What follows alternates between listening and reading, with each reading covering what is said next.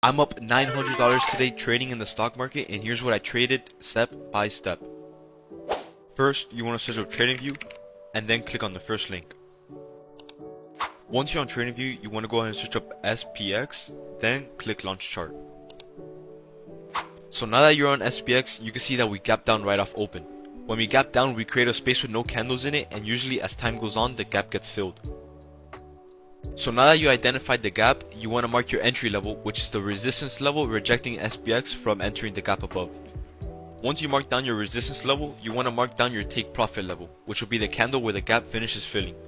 Once you mark down your entry and take profit level, you now want to watch for a break above the resistance level.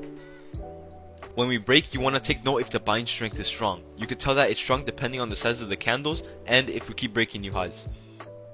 Now, as you can see, we broke the resistance level with a big buying candle, meaning that buyers were stronger than sellers, enough to break the resistance level. You want to go ahead and enter calls here.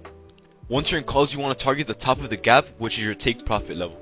Once the gap finished filling, I ended up taking over $900 in profit.